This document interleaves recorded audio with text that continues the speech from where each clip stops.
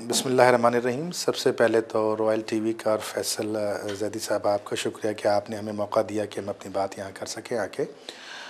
Thalassaemia एक खून की बीमारी है और जिसमें कि मरीज़ का खून बनना जो है वो कम भी हो जाता है और सीवियर केसेस में ख़त्म हो जाता है। और खून जैसा कि आपको पता है कि एक लाज़मी उनसर है ऑक्सीजन ले जाने का जिस्म में। तो जब खून बनना बंद हो जाता है तो फिर ऑक्सीजन की कैपेसिटी और ऑक्सीजन की मकदार जिस्म के अंदर कम हो जाती है और उसकी वजह से मुख्तलिफ़ कॉम्प्लिकेशंस होती हैं और फिर इवेंचुअली अंजाम इसका जो है वो ज़िंदगी के इख्तिताम पर होता है। दो तरह के थैलेसीमिया होते हैं, एक थैलेसीमिया माइनर और एक थैलेसीमिया मेजर। थैलेसीमिया माइनर से मुराद है कि वो लोग जो मामूली तौर पे इस बीमारी से असरअंदाज होते हैं और वो यकीनी तौर पे खून तो थोड़ा बना सकते हैं लेकिन मुकम्मल उनकी स्ट्रक्चर खून का नहीं बन पाता, लेकिन बीमार उतने नहीं होते और उनकी लाइफ एक्सपेक्टेंसी जो है वो नॉर्मल होती है। थैलेसीमिया मेजर जो है वो दूसरी क्लास होती है बीमारी की, जिसके अंदर खून बनने का अमल मुकम्मल तौर पे फ्रीज़ होता है और उसकी वजह से ये बच्चे जो हैं ज़िंदगी भर खून इनको लगता है और कभी कभी हफ़्ते में एक दफ़ा, कभी 2 हफ़्ते में एक दफ़ा और कभी महीने में एक दफ़ा। तो जब तक कि ये ज़िंदा रहते हैं इनको खून की ज़रूरत पड़ती है। खून ट्रांसफ्यूजन के बाद जो कॉम्प्लिकेशंस होती हैं वो अपनी जगह होती हैं।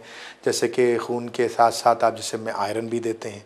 खून जाता है, आयरन जाता है तो आयरन जो है एक्स्ट्रा आयरन या कोई ज़्यादा मकदार में आयरन जिस्म के मुख्तलिफ़ हिस्सों में जा कर के डिपॉज़िट हो जाता है, जिसमें दिल, गुर्दे और लिवर शामिल हैं और उसकी वजह से जो कॉम्प्लिकेशंस होती हैं वो अपनी जगह मौजूद होती हैं। तो ये 2 तरह की थैलेसीमिया की क्लासेस हैं। और जहाँ तक रहा सवाल आपका कि उमैर सना वेलफेयर फाउंडेशन इसके लिए क्या कर रही है, मैं इसका बैकग्राउंड आपको बताऊं कि मेरा ताल्लुक़ कराची से है और मैंने कराची में ही तालीम हासिल की और डाउ मेडिकल कॉलेज से मैंने MBBS किया। फिर मेरी शादी हो गई और फिर मैं आला तालीम हासिल करने के लिए कनाडा और इंग्लैंड और अमेरिका चला गया। 1995 में मेरे यहाँ पहले बच्चे की पैदाइश हुई जिसका नाम था उमैर। उमैर को एक बीमारी थी, इम्यूनोलॉजिकल डिसऑर्डर जिसको कहा जाता है ल्यूकोसाइट एडिशन डिफिशिएंसी सिंड्रोम। ये एक इम्यूनोलॉजिकल डिसऑर्डर है जिसका इलाज जो है वो ये उमैर इस दुनिया का 26वां बच्चा था जिसको ये बीमारी थी। तो इतना रेयर, इतना ज़्यादा आम बीमारी नहीं थी, ये बहुत ही मतलब है कि रेयर बीमारी थी और इसका इलाज बोन मैरो ट्रांसप्लांट था। जिस ज़माने में मेरे बेटे को ये बीमारी डायग्नोज हुई, मैं उस ज़माने में rush university medical centre Chicago में रेजिडेंट फिजिशियन था। मेरी अहलिया PhD मुकम्मल करके मिगिल यूनिवर्सिटी से मेरे साथ रश में काम करती थी। वो वहाँ एसोसिएट प्रोफेसर ऑफ इम्यूनोलॉजी थी। और जब ये बीमारी डायग्नोज हुई तो फिर हमारी ज़िंदगी तो फिर फ्रीज़ हो गई और फिर हमने अपने बच्चे को लेकर दुनिया के बेहतरीन इंस्टीट्यूशन जिसको ड्यूक यूनिवर्सिटी मेडिकल सेंटर कहा जाता है, नॉर्थ कैरोलिना अमेरिका में है, वहाँ हम लेके गए और वहाँ हमने उसका 2 बोन मैरो ट्रांसप्लांट्स कराए। लेकिन 2 बोन मैरो ट्रांसप्लांट की अपनी कॉम्प्लिकेशंस की वजह से मेरे बेटे का इंतकाल तकरीबन 8 महीने की उम्र में हुआ। उसमें से ज़्यादातर वक्त उसका अस्पताल में गुजरा। उसके चंद अरसे के बाद हमारे यहाँ एक और बेटी की पैदाइश हुई जिसका नाम सना था। सना को एक बीमारी डायग्नोज हुई जिसे हम कहते हैं म्यूकोलिपिडोसिस। उसका भी इलाज जो है वो बोन मैरो ट्रांसप्लांट था। लेकिन चूंकि मेरे बेटे के साथ मैंने बोन मैरो ट्रांसप्लांट की कॉम्प्लिकेशन देखी कितनी ख़तरनाक होती हैं, तो मैंने और मेरी अहलिया ने ये फ़ैसला किया कि हम अपनी बेटी का बोन मैरो ट्रांसप्लांट नहीं कराएंगे। जितनी भी उम्र इसकी अल्लाह ने लिखी है, जितना भी वक्त लिखा है, अल्लाह ताला साथ खैरियत के और बग़ैर अस्पताल के चक्कर लगाए गुजार दे, हम उसी को गनीमत मानेंगे। और हुआ भी यही कि 2 बरस की उम्र में उसका इंतकाल हो गया। तो आपका सवाल कि फिर जो इदारा बनाया वो क्यों बनाया, तो मेरी अहलिया और हमने ये फ़ैसला किया कि हम अपनी फ़ील्ड, जो कि मेरी फ़ील्ड थी ट्रॉमा, इमरजेंसी रूम, कैजुअल्टी, मेरी अहलिया की फ़ील्ड थी इम्यूनोलॉजी, हम दोनों ने अपनी फ़ील्ड बदली और बदल के हम लोगों ने इस फील्ड के ऊपर ब्लड और ब्लड रिलेटेड डिसऑर्डर्स के ऊपर काम शुरू किया। मैं उसके बाद आला तालीम हासिल करने के लिए ह्यूस्टन चला गया। वहाँ मैंने university of Texas medical branch in Galveston में मैंने अपनी ऑन्कोलॉजी की ट्रेनिंग मुकम्मल की। फिर MD एंडरसन कैंसर सेंटर में मैंने अपनी रोटेशंस करी, बोन मैरो ट्रांसप्लांट की और वहाँ से वो हुनर सीखा और अब मैं ह्यूस्टन में ही हीमेटोलॉजी ऑन्कोलॉजी प्रैक्टिस करता हूँ। मेरी अहलिया ने ड्यूक यूनिवर्सिटी से अपना एसोसिएट प्रोफेसरशिप करी और उसके बाद उन्होंने वहीं पर अपना पोस्ट डॉक किया इसी बीमारी के ऊपर, जिसके ऊपर ख़ास तौर पे रिसर्च की in collaboration with the group in Australia in Germany. वहाँ से उन लोगों ने मिलके जीन आइडेंटिफाई करी। अब फैसल मैं आपको जीन का कॉन्सेप्ट थोड़ा बता दूं कि ये वो कॉन्सेप्ट होता है, ये वो ख्याल है कि हम बच्चे को पैदा होने से पहले उसके अंदर बीमारी की मौजूदगी या गैर मौजूदगी की इत्तला माँ बाप को दे सकते हैं। हमें अगर पता हो कि जनाब वहाँ पर वो बीमारी है, तो हम ये ऑप्शन दे सकते हैं माँ बाप को कि आप उसको मिसकैरेज और अबॉर्शन करवा लें, ताकि ये बच्चा बीमारी के साथ दुनिया में पैदा ना हो।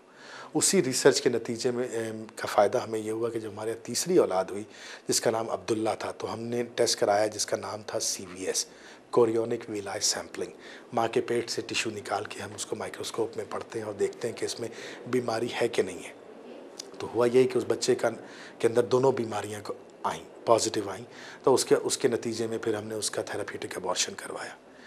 यही वो कॉन्सेप्ट था, यही वो लगन थी, यही वो उम्मीद थी जिसको लेके हम आगे बढ़े कि हम इसके अंदर मज़ीद काम करेंगे और जितना कुछ हमसे हो सकता है खून और खून से के मुताल्लिक़ बीमारियों के बारे में हम आम आवाम को उसकी आगाही देंगे और कोशिश करेंगे कि कम से कम लोग इससे तकलीफ़ उठाएँ और ज़्यादा से ज़्यादा ज़िंदगी में आसानी पैदा करें।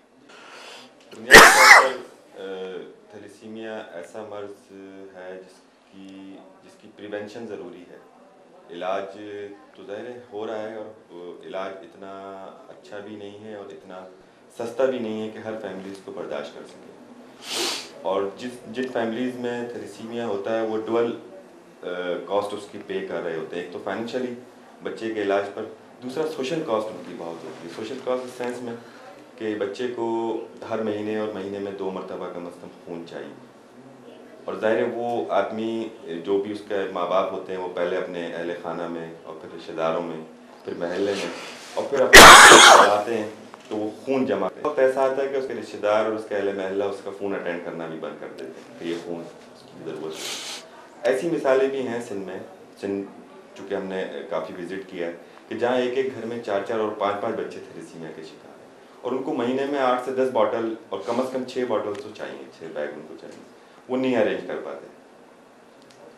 हम इस पर काम कर रहे हैं, ब्लड ट्रांसफ्यूजन भी हम कर रहे हैं। बच्चे हमारे पास अडॉप्ट हैं, तकरीबन 244 बच्चे हमारे पास रजिस्टर्ड हैं जिनकी हम ट्रीटमेंट कर रहे हैं और इसमें कुछ फुल सपोर्ट पर हैं, कुछ पार्शियल सपोर्ट पर हैं। फिर हमने भी थोड़ा सा अपनी लाइन को चेंज किया और प्रिवेंशन की तरफ हम आए कि इस बीमारी को रोका जाए, ना कि सिर्फ इलाज किया जाए। इसके लिए हमने 2-3 प्रोजेक्ट पे काम शुरू किया है, जिसमें से एक CVS, जैसे उन्होंने बताया कि जिन घरानों में ऑलरेडी कोई थैलेसीमिक पेशेंट मौजूद है उनके पेरेंट्स को हम कन्वेंस करते हैं, उनकी काउंसलिंग करते हैं कि वो ड्यूरिंग प्रेगनेंसी अपना टेस्ट कराएं और टेस्ट कराने के बाद जो CVS सैम्पलिंग कहलाती है और उसके बाद हम उनको बताते हैं कि जी बच्चे को थैलेसीमिया है या नहीं है। अगर है तो हम उनको ऑफ़र करते हैं कि इसको अबॉर्ट कराएं। उसके लिए हमारे पास मुफ्ती तकी उस्मानी साहब का फतवा भी मौजूद है जिन्होंने इस पर कहा है कि 16 हफ्ते से पहले अगर बच्चे को जानलेवा बीमारी हो तो उसका अबॉर्शन हो सकता है।